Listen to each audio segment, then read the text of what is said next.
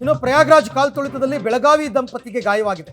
ಕಾಲ್ತುಳಿತದಲ್ಲಿ ನಾರಾಯಣ, ಅರುಣ್, ಕಾಂಚನ ಕೋಪರ್ಡೆ ಇವರೆಲ್ಲರಿಗೂ ಕೂಡ ಗಾಯವಾಗಿರ್ತಕ್ಕಂಥದ್ದು. ಬೆಳಗಾವಿಯ ಶೆಟ್ಟಿಗಲ್ಲಿಯ ನಿವಾಸಿಗಳು ಇವರೆಲ್ಲರೂ ಕೂಡ. ಈಗ ಅರುಣ್ ಒಂದು ಆಸ್ಪತ್ರೆ, ಪತ್ನಿ ಕಾಂಚನ ಮತ್ತೊಂದು ಆಸ್ಪತ್ರೆಗೆ ದಾಖಲಾಗಿದ್ದಾರೆ. ಪಬ್ಲಿಕ್ ಟಿವಿಗೆ ಪುತ್ರ ಓಂಕಾರ್ ಕೋಪರ್ಡೆ ಮಾಹಿತಿಯನ್ನ ಕೊಟ್ಟಿದ್ದಾರೆ. ಭಾನುವಾರ ಬೆಳಗಾವಿಯಿಂದ ಪ್ರಯಾಗ್ರಾಜ್ಗೆ ಹೊರಟಿತ್ತು ಈ ದಂಪತಿ. ಈಗ ಅವರಿಬ್ಬರೂ ಕೂಡ ಪ್ರಯಾಗ್ರಾಜ್ಗೆ ಹೋದಾಗ ಈ ರೀತಿ ಕಾಲ್ತುಳಿತಕ್ಕೆ ಸಿಕ್ಕಾಕೊಂಡಿದ್ದಾರೆ, ಗಾಯವಾಗಿದೆ.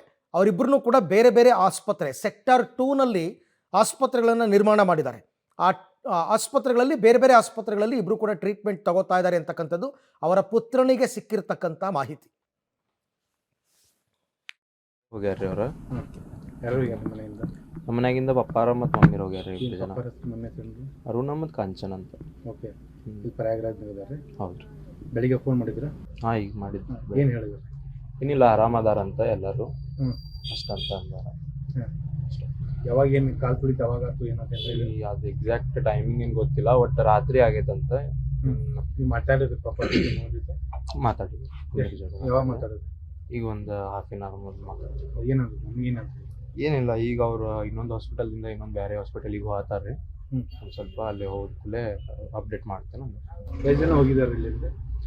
ಟೋಟಲ್ ಮೇ ಬಿ 20-30 ಜನ ಏನೋ ಹೋಗಿರ್ಬೋದು, ನನಗೂ ಎಕ್ಸಾಕ್ಟ್ ಗೊತ್ತಿಲ್ಲ ಎಷ್ಟು ಜನ ಹೋಗ್ಯಾರ. 23 ಜನ ಹೋಗಿದ್ದಾರೆ? ಇಲ್ಲ, 20-30 ಮಂದಿ ಹೋಗಿರ್ಬೋದು. ಬಸ್ ಹೋಗ್ಯಾರ? ಬಸ್ ಹೋಗ್ಯಾರ. ಸೊ ನಿಮ್ಮ ಕಾಂಟ್ಯಾಕ್ಟ್ನಾಗ ಇದ್ದಾರೆ? ಕಾಂಟ್ಯಾಕ್ಟ್ ಇಬ್ರು ಒಂದೇ ಕಡೆ ಇದಾರೆ, ಬೇರೆ ಬೇರೆ ಕಡೆ ಇದಾರೆ? ಪಪ್ಪ ಅವರು ಬೇರೆ ಬೇರೆ ಕಡೆ. ಬೇರೆ ಬೇರೆ ಕಡೆ. ಎಲ್ಲಿ? ಯಾವಾಗ ಫೋನ್ ಮಾಡಿದ್ರು? ಈಗ ಒಂದು ಹಾಫ್ ಆನ್ ಅವರ್ ಮುಂಚೆ. ಅಲ್ಲಿ ನಿಮ್ಗೆ ಯಾವಾಗ ಫೋನ್ ಮಾಡಿ ಏನು ಹೇಳಿದ್ರು? ಅವ್ರು ಏನಂದ್ರೆ, ನಾವೆಲ್ಲರೂ ಆರಾಮದೇವಿ, ಪಪ್ಪ ಇನ್ನೊಂದು ಹಾಸ್ಪಿಟಲ್ ಕಡೆ ಹೋಗತ್ತೀವಿ, ಅಲ್ಲೂ ಒಂದು ಸ್ವಲ್ಪ ಜನ ಅದಾರ, ಅಲ್ಲಿ ಹೋಗಿ ಫೋನ್ ಮಾಡ್ತೇವೆ. ಅಲ್ಲಿ ಹೋಗಿ ಮಾಡಿ ಮಮ್ಮಿ ಮಾತಾಡಿದ್ರೆ? ಹಾಂ.